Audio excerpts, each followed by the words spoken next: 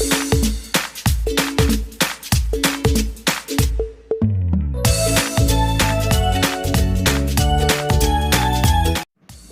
kabar anak-anak hebat? Hari ini kita akan belajar tentang perpindahan kalor dalam kehidupan sehari-hari.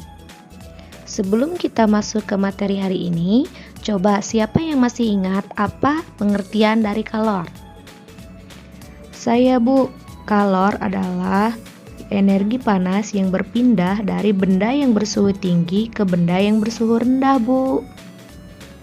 Iya, betul sekali Dinda. Perpindahan kalor terjadi melalui 3 cara. Yang pertama, konduksi, kedua, konveksi, dan yang ketiga, secara radiasi.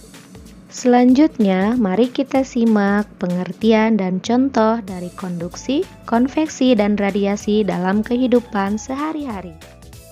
Yang pertama yaitu konduksi. Konduksi adalah perpindahan panas atau kalor melalui zat padat tanpa disertai perpindahan zat perantaranya. Agar kamu lebih memahami peristiwa konduksi, perhatikanlah uraian berikut ini. Kamu dan teman-temanmu akan memindahkan buku dari satu lemari ke lemari lainnya secara estafet. Anggaplah buku itu adalah kalor dan orang yang memindahkannya adalah perantaranya. Kamu dan teman-temanmu berdiri berjajar, kemudian buku dipindahkan dari tangan ke tangan lainnya secara estafet. Jadi, peristiwa ini yang berpindah hanya bukunya saja. Kamu dan teman-temanmu diam di tempat. Begitupun dengan peristiwa konduksi. Hanya panas yang berpindah dan zat perantaranya tidak ikut berpindah. Berikut ini adalah contoh penerapan perpindahan konduksi dalam kehidupan sehari-hari. Gibran merasakan kepanasan setelah memegang sendok tersebut. Sendok logam akan terasa panas jika dimasukkan dalam sup panas, karena panas dari air akan berpindah ke seluruh bagian sendok. Ketika kita menyetrika, setrika pun memindahkan panas dari sumber panas ke pakaian. Begitupun juga dengan knalpot motor akan menjadi panas ketika mesin telah dihidupkan. Selanjutnya ada tutup panci yang akan menjadi panas ketika dipakai untuk menutup rebusan air. Yang kedua adalah perpindahan secara konveksi. Perpindahan secara konveksi adalah perpindahan panas yang terjadi pada zat cair dan gas melalui perantara, di mana zat perantara tersebut ikut berpindah. Berikut adalah contoh peristiwa perpindahan secara konveksi dalam kehidupan sehari-hari. Perpindahan secara konveksi dapat kita lihat ketika memasak air.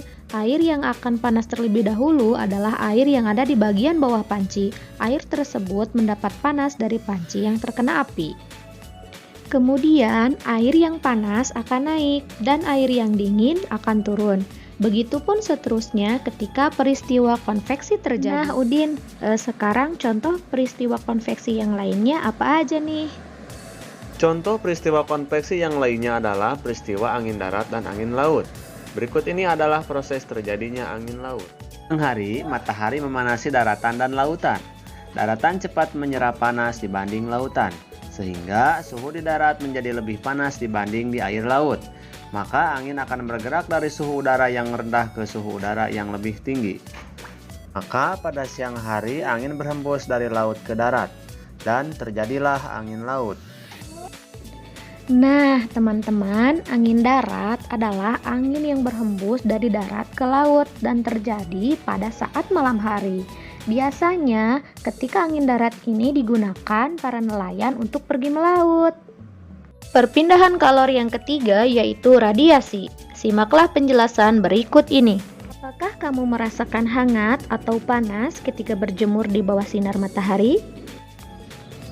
Atau ketika matahari yang terik, cobalah sentuhlah jalan, mobil, tanaman, atau tanah. Apakah yang kamu rasakan ketika menyentuh benda-benda tersebut? Tentu tanganmu merasa panas, bukan? Lalu, dari mana panas yang diperoleh benda-benda tersebut? Ya, dari sinar matahari. Jadi, perpindahan kalor tanpa melalui zat perantara disebut radiasi. Nah, berikut adalah penjelasan tentang contoh perpindahan secara radiasi dalam kehidupan sehari-hari. Dingin banget ya malam ini. Iya ya, tapi untung ada api unggun yang bisa menghangatkan tubuh kita. Nah, Kenapa ya api unggun ini bisa membuat tubuh kita menjadi hangat? Jadi begini, badan kita terasa hangat itu dikarenakan adanya pancaran panas dari api yang sampai ke tubuh kita, atau dinamakan juga perpindahan kalor secara radiasi. Oh, jadi begitu ya. Nah, contoh perpindahan secara radiasi lainnya yaitu ketika menjemur baju di bawah terik matahari. Lama-kelamaan baju kita akan menjadi kering. Kemudian, menetaskan telur dengan menggunakan panas dari lampu. Dan yang lainnya yaitu menjemur ikan di bawah terik matahari untuk dijadikan ikan asin.